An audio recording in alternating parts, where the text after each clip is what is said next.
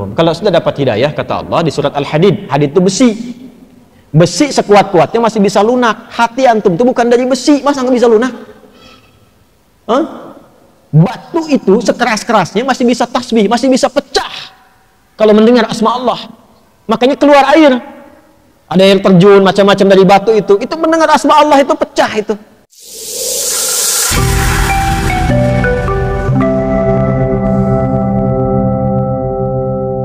Diminta oleh Allah Subhanahu wa Ta'ala, oleh Rasulullah SAW untuk sadar diri.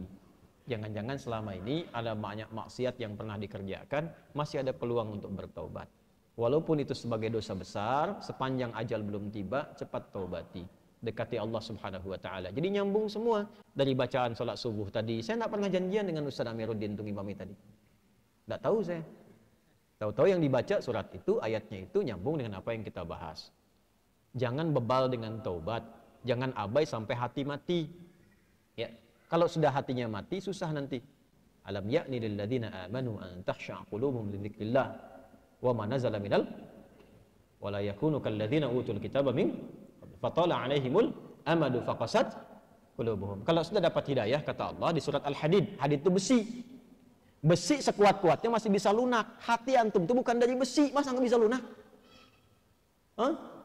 Batu itu sekeras-kerasnya masih bisa tasbih, masih bisa pecah kalau mendengar asma Allah. Makanya keluar air. Ada air terjun, macam-macam dari batu itu mendengar asma Allah itu pecah itu. Keluar. Ini bab iman ya, bab iman. Kalau mau ditelusuri pakai akal silahkan. Ya, silahkan. Kok bisa? Karena keluar air. Siapa yang perjalankan air di situ, Joni? Kok bisa masuk ke situ? Kok bisa keluar? Nah, dibacanya pakai iman, maka turunlah ayat-ayat untuk menyentuh iman. Al-Baqarah ayat 74. Tsumma qasat qulubukum min ba'di dzalika fahiya kal hijarati aw ashaddu qaswa wa inna minal hijarati lama yashaqqu fa yakhruju minhul ma wa inna minha lama yatafajjaru minhul anhar. Batu aja yang keras itu kalau mendengar asma Allah bisa pecah, bahkan bisa mengeluarkan air dan bermanfaat. Antum itu batu itu ya, kalau kita lihat kerasnya luar biasa, tapi hati kita itu kan bukan dibuat dari batu. Masa batu yang keras saja masih bisa lembut mendengar asma Allah?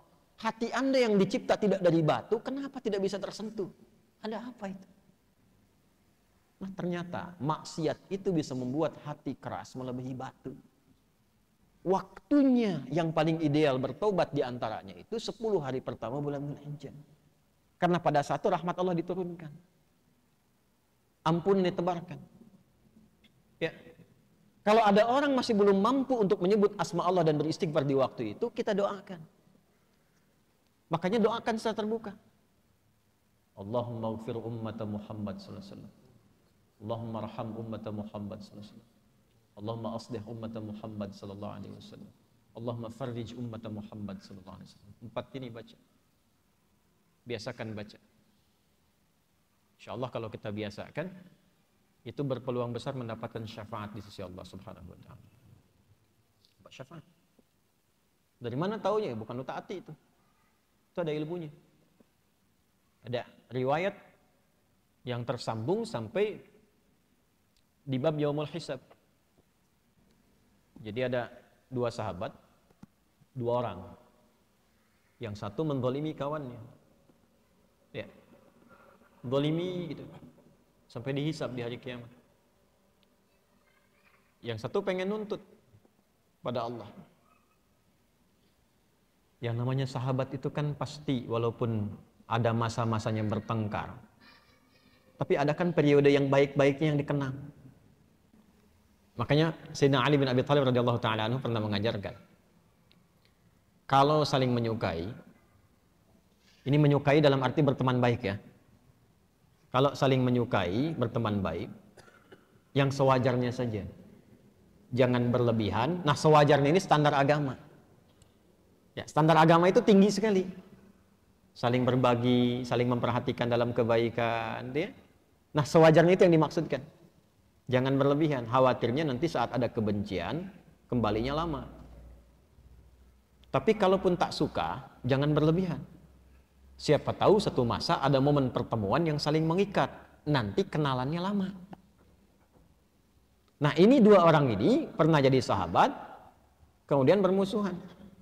Sampai menuntut di hadapan Allah di hari kiamat. Begitu dituntut itu, apa kata Allah? Ditampakkanlah keindahan surga untuknya. Begitu ditampakkan, bertanya, ya Rabb, untuk siapa surga ini? Ya. Maka dijawab, kama qala, maukah aku tawarkan? Ya, satu hal yang bisa mendapatkan keindahan di surga ini. Mau ya Allah?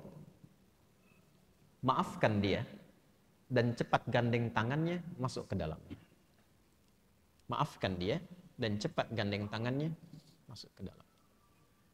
Maka ternyata amal soleh yang kita kerjakan itu untuk mengharapkan ridha Allah Subhanahu wa taala, itu berkenan diterima oleh Allah Subhanahu wa taala sampai bisa diizinkan oleh Allah untuk menggandeng sahabat-sahabatnya yang bermasa hidup dengan dia dalam kehidupan di dunia. Itu gambarannya. Dan itu nanti termasuk bagian dari ayat-ayat Quran yang di Quran surah ketiga Ali Imran ayat 133 sampai 134. Wasari'u ila maghfiratin min rabbikum wa jannatin 'arduhas samawati wal ardu 'iddat lil muttaqin. Siapa orang yang berpeluang mendapatkan surga seluas langit dan bumi itu?